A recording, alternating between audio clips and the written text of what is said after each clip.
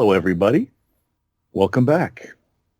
Thank On you. today's very special episode, we are doing Oh, you're telling us. The Dragon Magazine, episode 24. 24. Ooh, we're getting there. We're With getting me, there.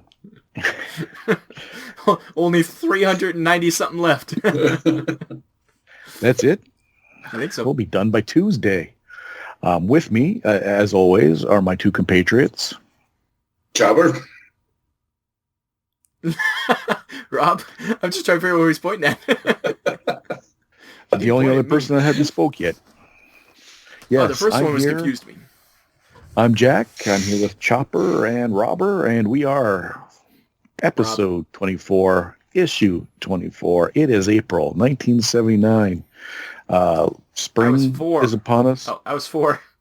Bell bottoms are out.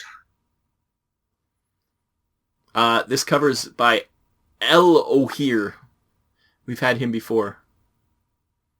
And I do appreciate this cover. It is, I know Pat usually is the one to bring up biomes, but this is the first one that I've seen that looked like aquatic. This, if you had said this is Atlantis, I would say yes. I can get behind that. But I would agree. Is that a squid lady in the front? 'Cause if so, well, you can see her keister. That's for sure. It looks like it's a very tattooed, very. I thought that was tentacles. I was very curious to see if those other creatures, though, the spearmen and the flying Byakhee, are those statues or are those guys actually squared off fighting? I assumed that they were statues. That this place was abandoned, but you could be right. They've all decided they're going to fight each other in some sort of plinth top combat. Well, he climbed up there because he doesn't have wings, and the Byakhee has wings. And has decided that the highest it will fly is the top of the other plinth. They won't go, like if it goes any lower, the Dracula doorway will bite him, and if he goes any higher, he's at risk of hitting that spire. Exactly. I thought that door looked a lot like the gargoyle from Marvel Comics. Remember the gargoyle? Yeah. That always rhymes. No, that's the DC one. That's Etrigan the demon. It could be him too, yeah. Huh. I maybe it's both. Yeah, it's a fun cover. I think you could see it's actually on. If you look in the top corner, you could actually see it's painted on canvas. You could see the weft in what's the other one? Of the canvas. You can actually see it's kind of neat. Yeah, I would agree. It is a nice cover. Anything more to say about said artistic endeavor? No, I'm good. Patrick? Nothing. I'm good too. It's a nice cover. I agree. I agree. mean, again, we're more or less nice covers than in the beginning when we first started reading it. Yeah, I think it's going to be more the rare time that the cover's crap instead of the other way around. I think we've flipped the dynamic. Yeah, I would say so. Now they can afford to be choosy. They'll have enough people sending in their work. And I wonder do you think some of the art in the books, Elo here, I think might be one of those ones that do like D's and Demigods guys or the covers and stuff. I'm curious if some of the covers of actual D&D books are done by some of these people too. Yeah. I think I remember that name. That's why I other than us coming across it. But I'd have to get out of this chair and walk to the bookcase to look. Don't do that. You're not wearing pants. Mine are way up there. I'd have to climb to get my No, mine are right there. Yeah, we don't want to see your ass crack, please. No. But we had mentioned before we started recording, we're not going to do Dragon Rumbles this month. Rob says he's not doing it. Oh, what? It's a good one. Oh, okay. Well, then, Rob. Yes? Have at it. What? Yes? What? He's just kind of... I think he's broken. Rob doesn't understand social cues or anything. Or immediate. What was the other one? Object permanence. That's right. Add it to the list of things I don't understand. Dragon Rumbles, yeah. This is officially where they announced that Little Wars is no more and will be represented in Dragon. It's going to be 48 pages instead of 56 because paper cost, and it would be more expensive at 56, and also they didn't want to have to do 56 pages. I think that was mostly it. Yeah, but it's mostly the GM's guide that gave him 56 pages. Yeah. It's still going to be the old Dragon with some historical board game war games thrown in, so people shouldn't be upset. He was like, settle down. I know the letters are coming. Just settle your ass down. And he says, he pleads, this is where he gets the pleads for people to embrace all types of gaming and hopes Dragon can be that bridge. We were talking about that before in a previous episode. Unlike Timothy Cask, who was very angry. This is Timothy Cask. Yeah, but he was very angry about board games showing up in Dragon, remember? No, he's the one who wrote that article. He wrote the Rail Baron. He was defending himself writing that article.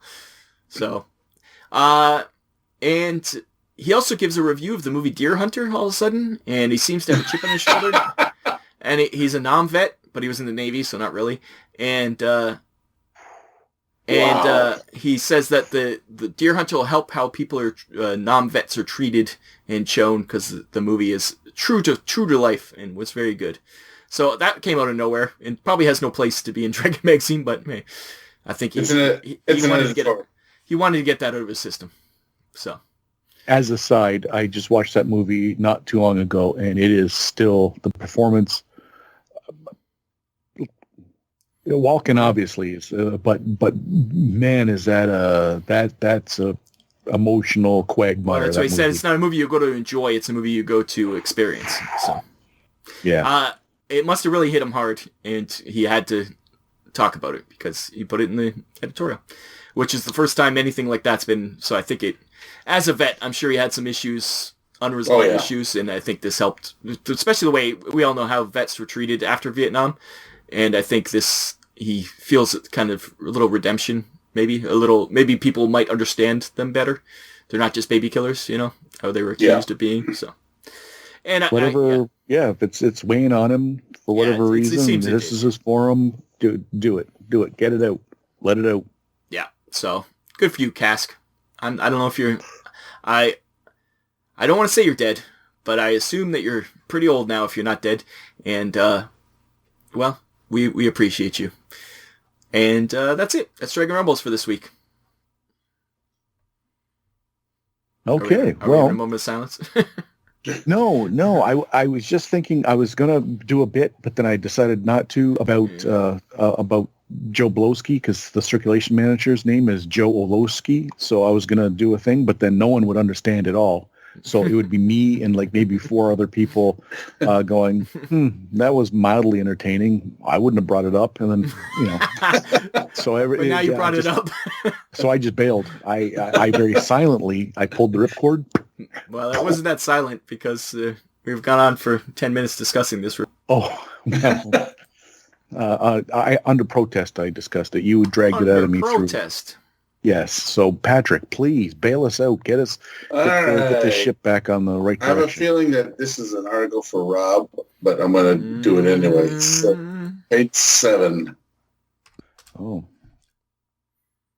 No, I actually didn't do this one.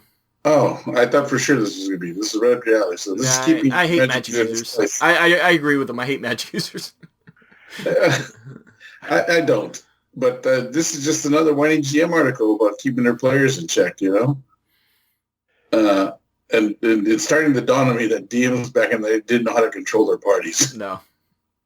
It probably happens still today, but this is especially true. Yeah. But this reads like Ronald Peer. He was in panic mode. You could tell how he's writing this. Please stop beating me up. He was sinking. He was grabbing for any kind of debris to just kind of cling to. You could tell this by the way he was writing it. He was desperate to get the magic users and his parties to stop running roughshod over everything he did.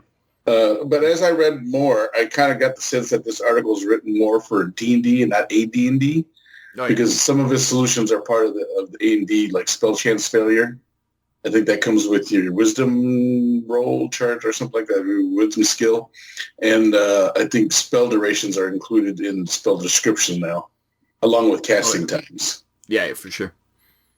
So it leads me to believe that this is more hit for his D&D group, not AD&D at that point, which kind of, I guess, alleviates some of his fears of trying to keep these guys in check. Well, I said it before, D&D is an unfinished game, and this kind of stuff is up to the DM to do it himself, not have the rules tell him how to do it. And if you play by the rules, players can do crap. And you'll have a horrible time playing D&D. But again, this falls into that place where you just common sense, you seem to know what you're talking about, so put it into place then. I mean, it doesn't have to be an article about you whining about it. Well, it might be to let other people know how he resolved it, sort of. Yeah. Yeah, but there you go. Okay. Interesting. Rob didn't take it. That's fine. He doesn't have to take them all. I will have us, let's all follow me. Grab your lunches. Let's go. We're going to go to page 21. Yay! Stole my article, this one. Now, I am going to default to my compatriots during this because if they didn't read it in its entirety, I'm sure if they did, there's a lot to say about it. But this is the premiere out on a limb. This is the letters to the editor type of situation. They started this before, right? And then they got rid of it for a long time, and then they brought it back. This is the return of the triumphant return. Mm-hmm. And so in my notes, I drew 3 hot peppers and wrote spicy beside it. So that's a good. I'm amazed I did not read this because I knew Rob was going to go. Well, I'm amazed they posted especially the first editors. I'm amazed they posted the first letter. So like I said, I'm gonna default to you two about anything in that you want to go over, but it's the first letter that I am gonna highlight. The rest, okay, yeah, we don't need to take up that much time. There's some other spicy stuff in the other ones too, but that's all right. There is, but I am gonna highlight the fact that the first letter in the Dear Editor section, that is in a response to a call out to, hey, send us letters, keep it civil, keep it, don't put anyone on blast, no one on Front Street situation. And this guy goes off on Gary Gygax about his reviews about the double SPI. standard, right? Like he said that, well, we're not allowed to have character assassination, but you are? Yes. They asked, please keep it civil, like I said, and then Gary Gygax will then just lay into people, and it gets pretty scathing. He ends it on a decent note where he says competition should be like, you're in competition, you should be. It's not true. Like there was no competition between the two. It was just an old man yelling at a cloud. But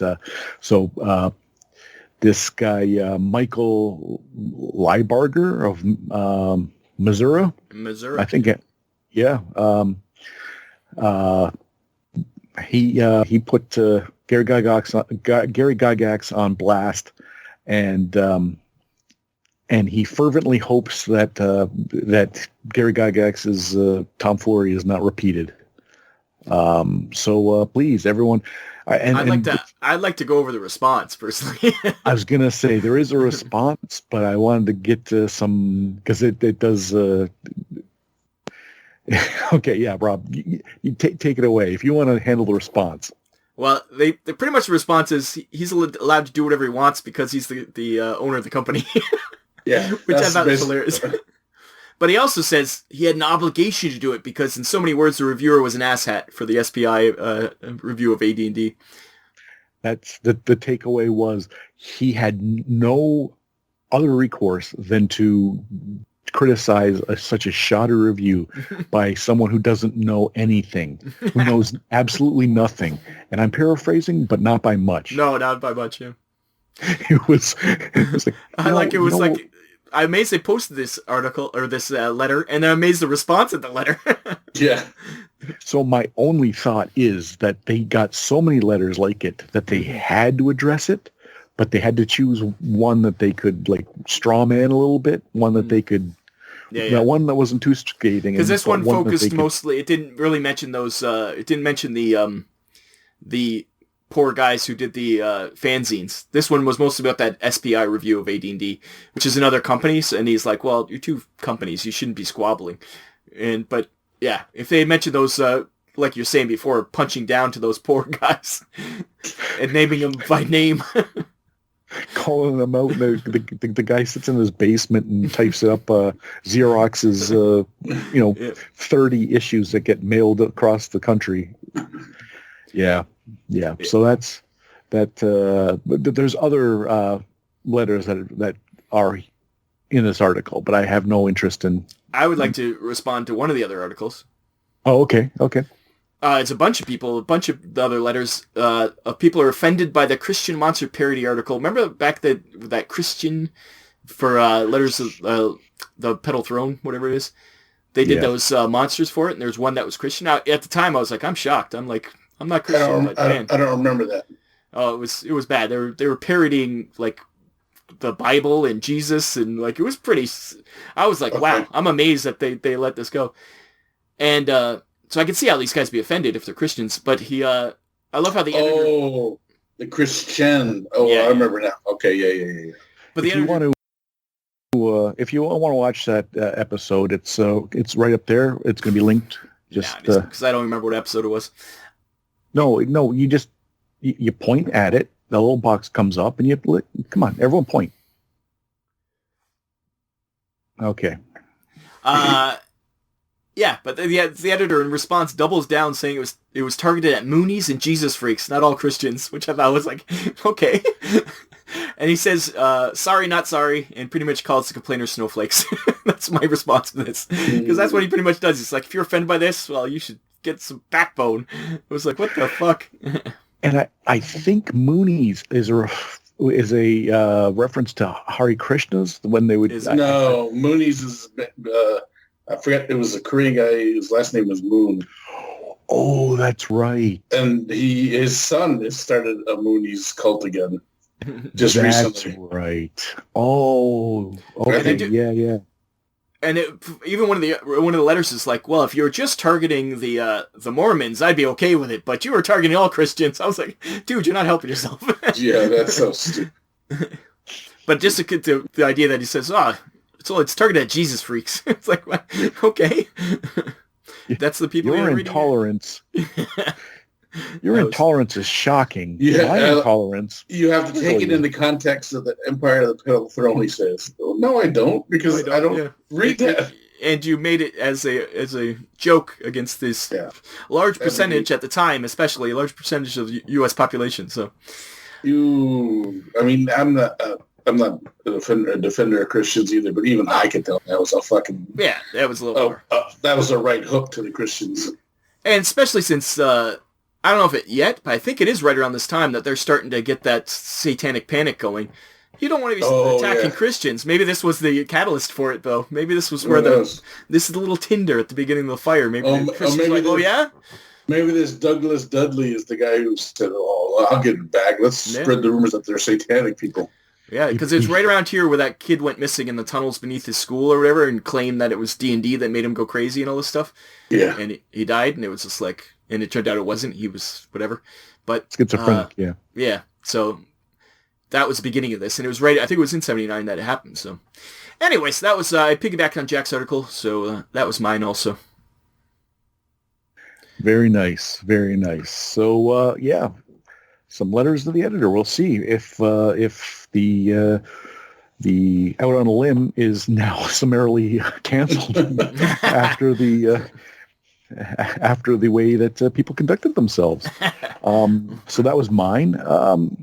Who's next? I think that would be... It would have been me, but I jumped in there too, so go to Pat. You don't have another one, or I have tons more, but tons more? Oh, okay. I'll go to 8, page 8. 8. Chinese dragons. I knew 100%. I would have bet $1 million that you were going to do this one. So, yeah. I mean, I like it's a nice little addendum to D&D's Demigods in here. It's the Oriental Adventures beginning right here, too. Yeah. This gives a nice little description and numbers and fleshes out the Chinese dragons. And actual pictures, too, which I thought was good. There's actual pictures of them for once. So, a couple. In that sense, I enjoyed that because it was a nice... I mean, because when we talk about dragons, everyone really just thinks about the standard small European dragon. Yeah, no one really thinks about Chinese dragons. Mm-hmm. Or even, what do you want to call them? Mayan dragons? Is that where Quetzalcoatl came from? Or Aztec? Yeah, Aztec, I think it was, yeah. Yeah. So, because honestly, the dragon that is most associated with Dungeons and Dragons isn't even like the all of Europe dragon. It's not a George versus the dragon. It's a very specific thing. Like there's dragons even in that Western Europe that are like the large cavalcade. So so you get the pictures of these Asian dragons with the stats. It's laid out way better than previous things where it was just a stat block and nothing else. I think this is a harbinger of things to come where they were like, people must have been saying like, great, I got some stats or something I don't really understand. Give me a little something more. Yeah. This was well done. So it was a nice little article by David Sweet. Do you think the font David Sweet used for his name was racist? No.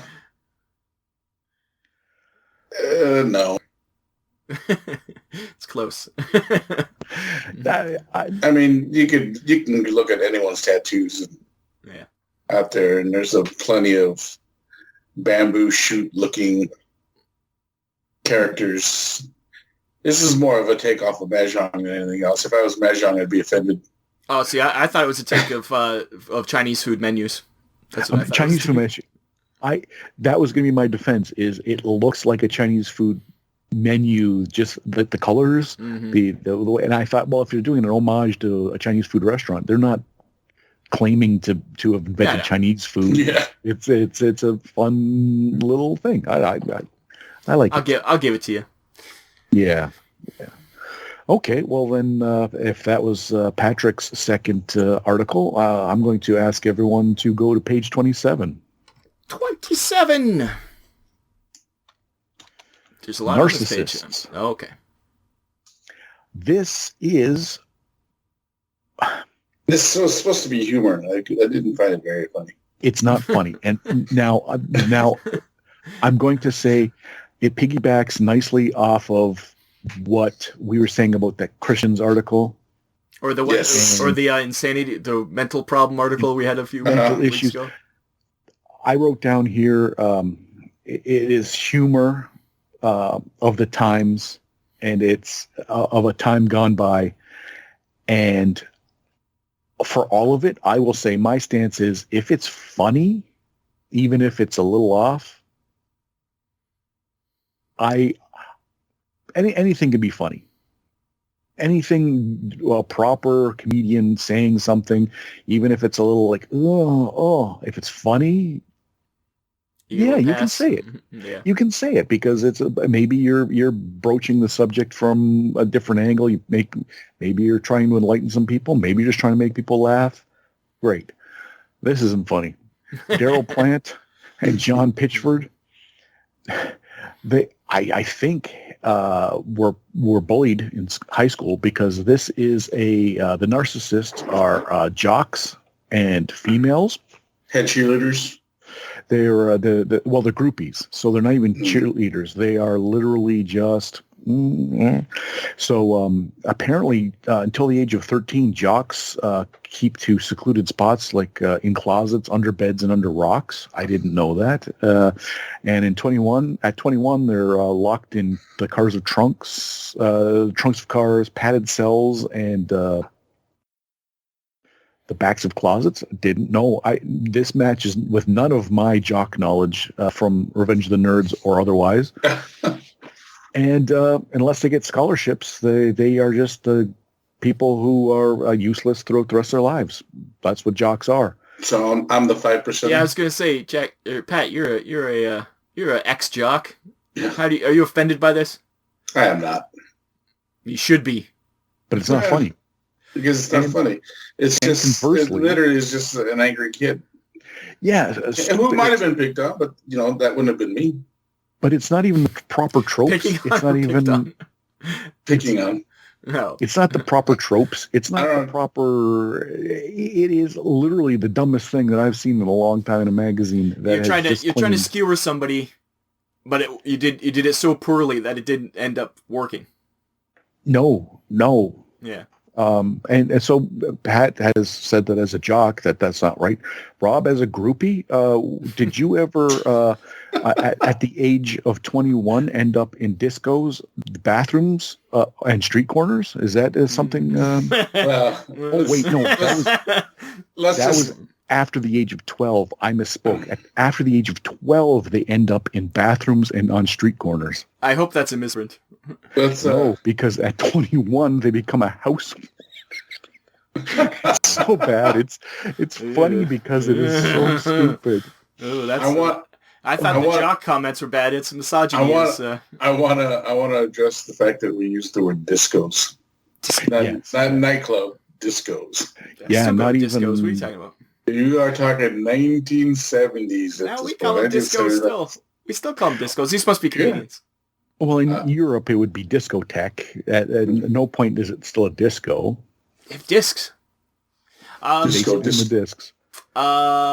Yeah. So these people would be now incel.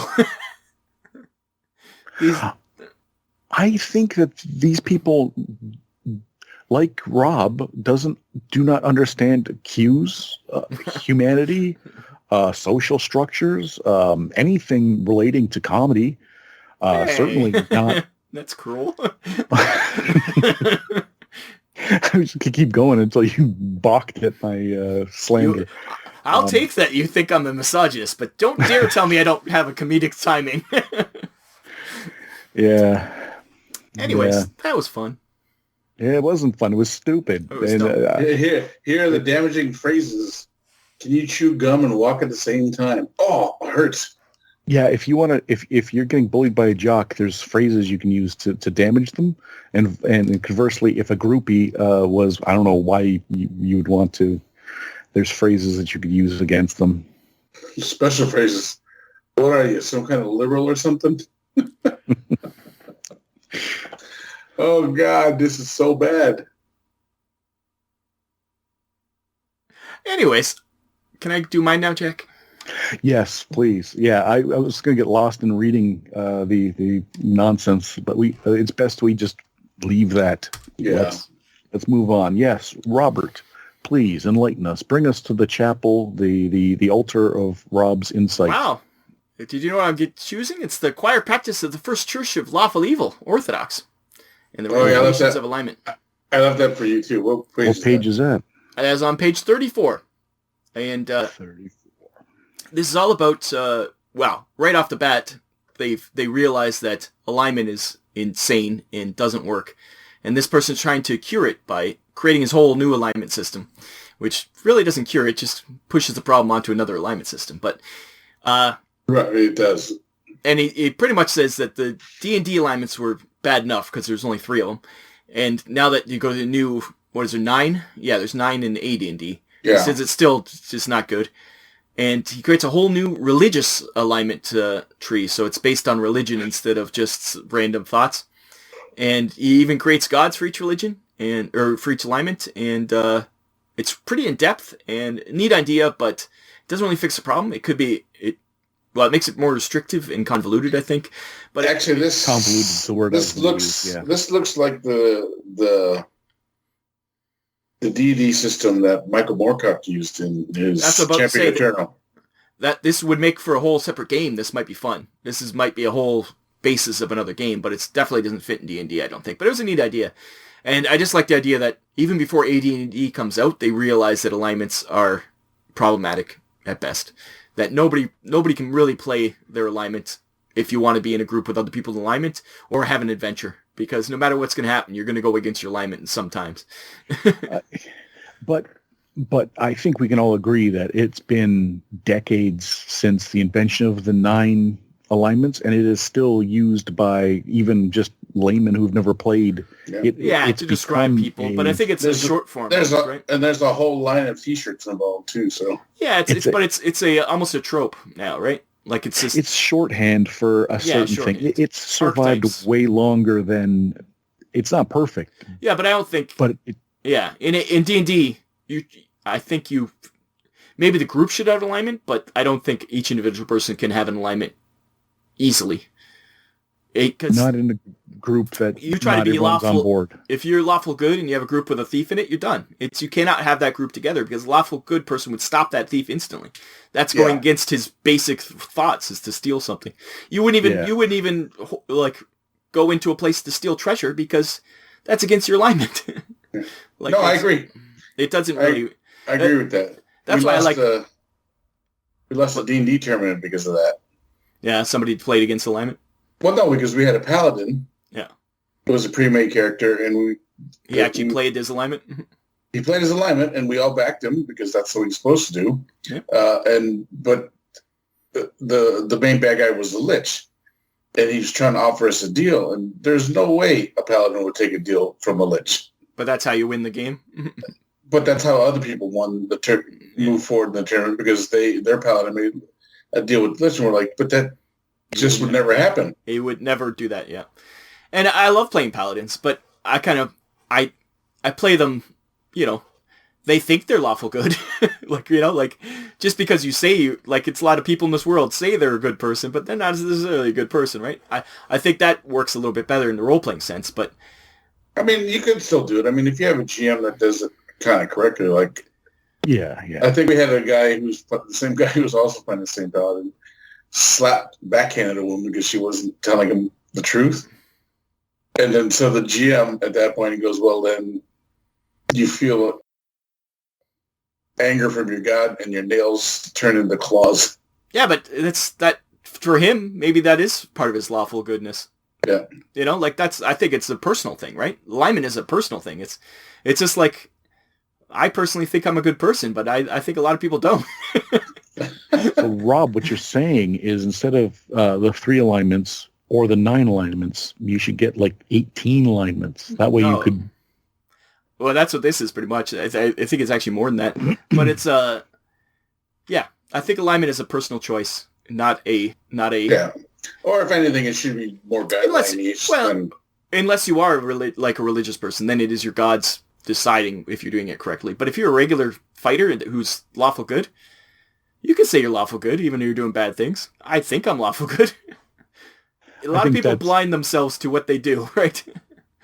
That's part of it. The reason it was able to last for all this time is because unless you're playing a paladin or a priest, everyone else basically be whatever alignment they wanted to, and it doesn't day-to-day affect very much. So it's either a non-issue until it's a big issue.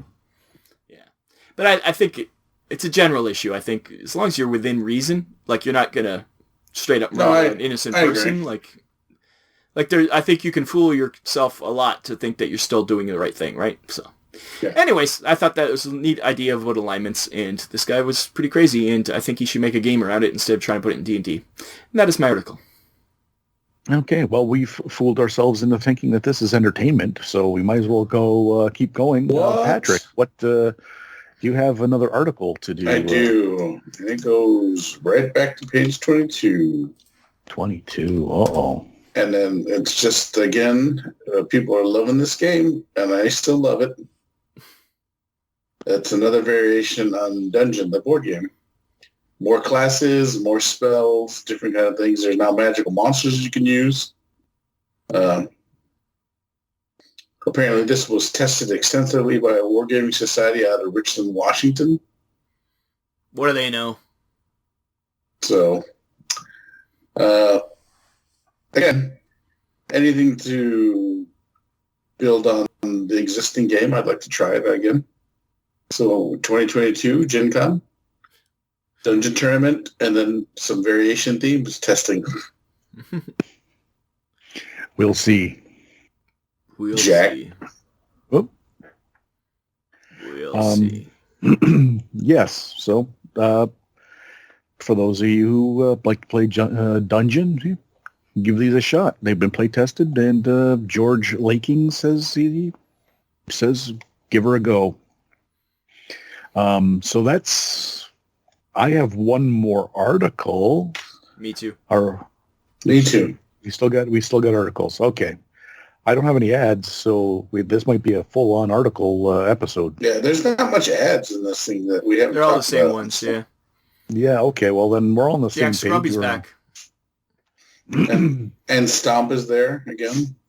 Yes. We got to keep our eye on some of our tropes on our keep abreast of the local Stomp and Stubby situation. Scrubby. It's not Stubby, Scrubby. Scrubby. Jack, what page is your article on? 40. 40. Oh, I can pick this one. Yes, because I had brought it up earlier. It seems like a lifetime ago when they announced that they were going to have a creature feature number 2. Contest, and so this is the contest results. And unfortunately, it says congratulations. We have the things. It does appear to be, according to the author, that this is going to be the last one because it just didn't receive the fan response that they had anticipated. And what it was there was a brief description by Fritz Lieber of a creature, and then you were to spend some time, get your crayons out, and make a art representation of said creature. And so if we're going to look down, we have second place. It looks like a summer reptilian guy with 2 spears. Nice. That looks like it could be in a monster manual. The thick black lines. There's actually some really good pictures. Some of these guys. So this creature. Honorable mention that this guy gets a little less quality. But, I guess honorable mention is. Honorable mention number 2 from New York is my favorite because it's almost Hellboy-ish. Okay, let's take a look here. Honorable mention from Errol Otis, California. Is that the one? No, the one beside it. Oh. It's like Godzilla. It's almost Hellboy-ish. Godzilla with hook hands. Yeah. It's kind of 2D-ish, yet 3D-ish. My question is the hook horror already a thing, or is this the beginning of the hook horror? Remember the hook horror monster? Yeah, this might be the beginning of the core. No, because the hook horror is. Do they name this creature? No, they don't. Yeah. Do they? I don't think they do. Oh, that's right. This came from Franz Lieber, so I don't think this is the hook horror. It's very reminiscent. The first place though, but from Maryland, I thought it was a miniature at first. I did too. Yeah, that's a miniature. Oh wait, no, that's a good looking pick. Yeah, that's a good looking pick. Yeah, I assumed that he'd superimposed a picture of a miniature, did the base, the bottom of the picture to hide the base. Yeah, that's I was what like, I thought too. Oh, okay, like a multimedia situation, and I was like, no, he drew that. That looks really good. I can see why it's first place. That's for sure. Yes, for sure, and all of them are decent. Like all of them are good. I don't think there's one that you would look and go, well, why is that on there? I wonder if this is all the responses they got. It might be. Because he said it was really low responding. I wonder if this is everybody. Because why is this 2D, 3D, out of perspective Picasso honorable mention? It's called art. Pat, look it up. Because it does say that it doesn't have as many entrants as the first time they did it, and they said the number of entries was disappointing, and they're going to not do it. But I can't imagine that there were 6 entries total. It is interesting. They said they couldn't put this into it yet because the color separation is quite expensive, and they had to wait until they had it in their budget to do these color plays. That's kind of interesting. Yeah. So that's why it took so long. That's interesting. And the 3D, 2D one, it could be whatever art movement was going on at the time. It could be that there was a Soviet, Cubism? or maybe, or like a German... Wait, this was... Bauhaus going on, and they were like, this is the... Maybe this is Mike Mignola's teacher. Mike Mignola's looking at that going, if only there was a monkey with a gun. Yeah, one hand should be bigger, and yeah. Well, it's kind of got the coloring of Mike Mignola, where it's the color and then black. Black, yeah. Definitely does, Sharp. yeah. Okay, well, that was mine. Anyone else has an article? Yeah. I think you both had one lined up. Yep, I got one on page 10, I believe, unless it's wrong again. Another look at lycanthropy. Yeah. Someone's... You did the last one too, didn't you? The lycanthropy one? I think so, yeah.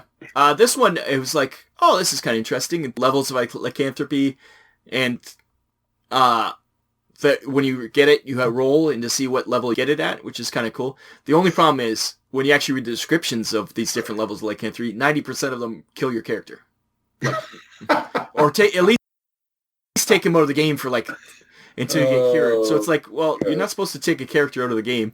What he's going to do is sit on his hands while that's a PC now? It's just... Yeah. He's getting all the pretzels and everyone's going to be mad. Yeah, it's just... I like the idea of him having to roleplay it, oh, now you're kind of more bestial. You have to play it more or whatever, And, I like the idea of it. I just don't like the execution. And, it's pretty neat, though, otherwise. It's, I think he has, 6 different types or 7 different levels of lycanthropy. And the last one is, the regular one. Actually, I think there's more than 7. Is there? No, there's 7. And, the last one, G, is, the wolf man from the movies. But up to then, it's, some of them are, you're more werewolf than wolf. Some you're more wolf than man. There's, it's kind of cool. More wolf than man would be Wolfen. Wolfen. That's right. That was a 70s movie, actually. And, yeah. No, that was an 80s movie. Yeah, I think it was 80s. But, I like the idea. Once again, don't like the execution. But it's something that you could definitely modify to be pretty useful in the game if you get some lycanthropy. Because nobody wants to become a werewolf, but it might be fun to roleplay as a werewolf. Well, yeah, I guess what we're hoping to accomplish with these reviews of these articles is that you're looking at the base of something that could be really cool for your campaign. And he actually goes into other were creatures, and he tries to explain why werewolves have better constitution than were-bears. And I thought that was neat, too, because he's like, wolves will survive anything. They'll be starved, they'll keep going, where bears tend to be lazy. So I thought that was kind of neat. But good article, just a little wrong on the levels of lycanthropy. You shouldn't have to be turned into a crazy creature for sidelining. Yeah.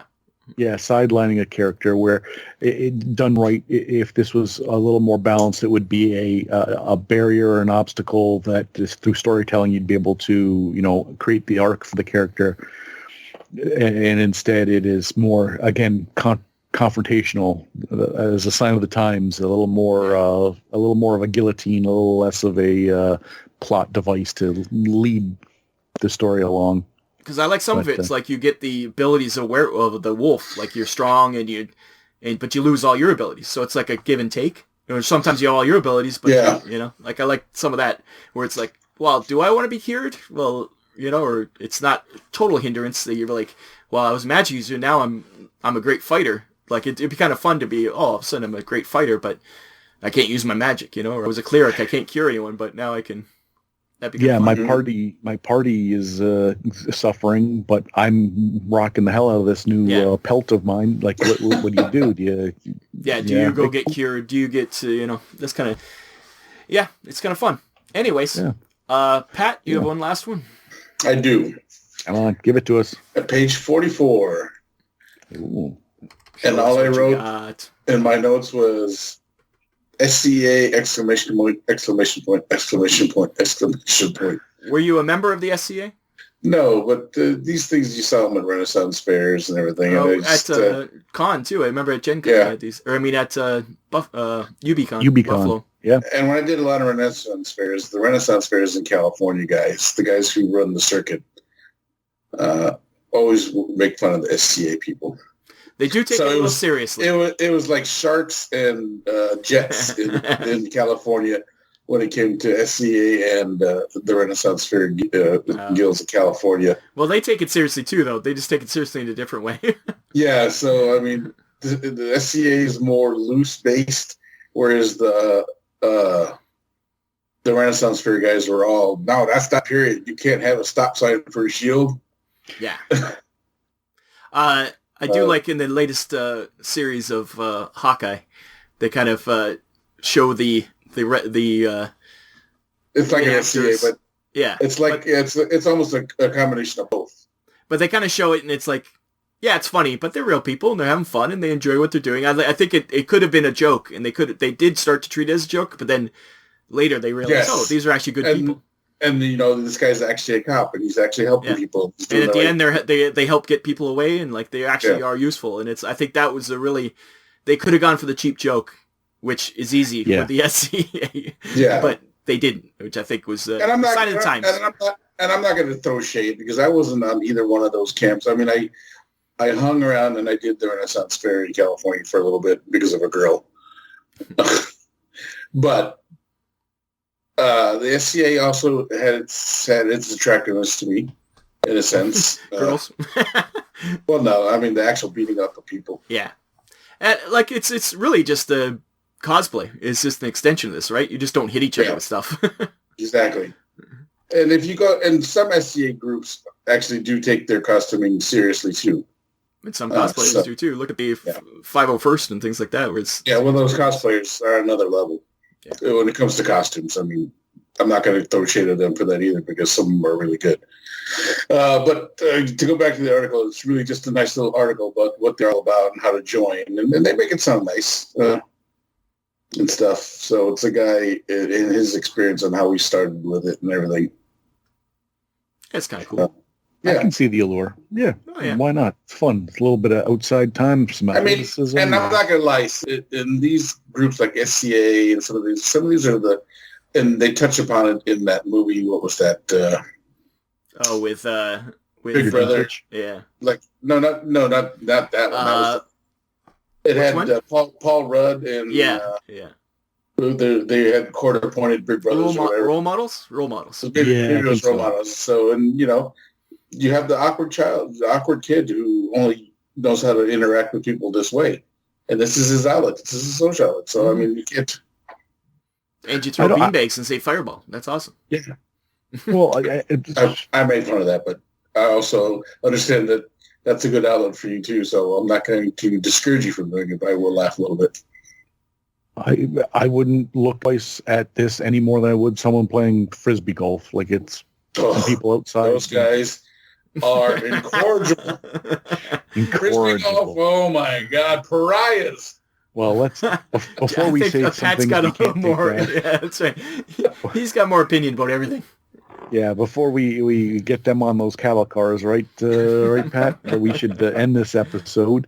So thank you, everyone. It's been a pleasure coming along. We're still in the 1970s. We're doing the Dragon magazine from 1 to 100,000. And we'll be back next week. Until then, anyone have anything they want to plug? No. I want to plug. I want to plug plugs. They're great to put power into, or get power from, I guess technically. Yes. And I want to plug the Dragon's Tome. Oh, the Dragon's Tome. You're plugging the thing. Yeah. Watch, subscribe, hit the button, hit the bell. Oh, yeah. All those things you're supposed to do on YouTube that we never say, yeah. Yeah, comment. comment. If you want to see us roleplay, sure. If you want to be part of the roleplay group, well, let's just make sure roleplay. Yeah, if you want to see us spank Jack. Oh, we've gone so long, our call is ending. We don't want to have it end there with spanking me. Not me. I wouldn't want that at all. All right. Like, no, just stop saying it. I don't. Let's just wrap this up, Jack. Come on. Okay. Yes, end this thing. Yes. Okay. End our torment. Thank you. See you next week. Bye-bye. Good night.